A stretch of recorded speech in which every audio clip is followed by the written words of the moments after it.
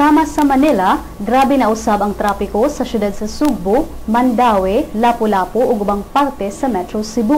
Apan kinahanglan na basab nato ang highway patrol personnel sa atong kadalanan. Si Joy Tumulak, hepe sa Cebu City Traffic Office, nagkanayon nga abli ang ilang buhatan sa mga musugyot o mga kasulbaran sa problema sa trapiko.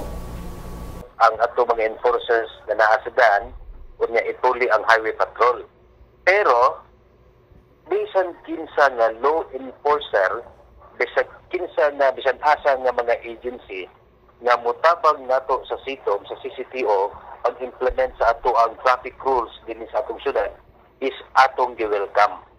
So, at least additional siya nga personal na makatabang pagbantay sa atong mga kadalanan, ilabi na gyud sa atong mga drivers nga mga traffic violators.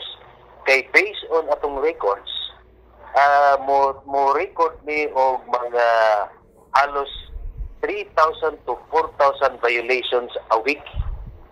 So, pinagi siguro niya na maminus-minusan ang mga traffic violator tungod kay mas mudaghan naman ang mubantay sa atong mga daan.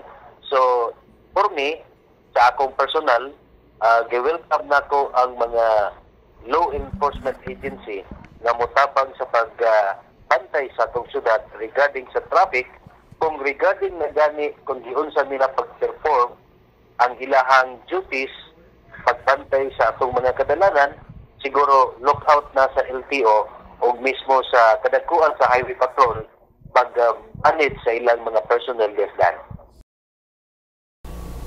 Ang grabing kahuot sa dagan sa trapiko sa Metro Manila niresulta sa pagbutang sa Highway Patrol Group nga mao'y gilaumang makasulbad sa problema sa trapiko.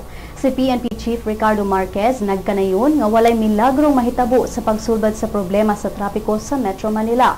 Sa unang adlaw sa mga HPG personnel sa EDSA, mukabat 150 ka mga pulis ang gideploy sa unong ka mga lugar.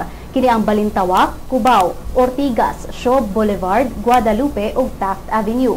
Ang pagtap sa mga HPG personnel giaprubahan ni Presidente Benigno Aquino III. Ang ubang mga pasahero nakasinati na sa positibong resulta sa traffic experiment. Ang mga gipang-deploy nga mga pulis dali ra usab mabantayan sa mga kadalanan kun itandi sa mga Metro Manila Development Authority traffic enforcers nga anaa lang makitaan sa mga hilit nga mga eskina.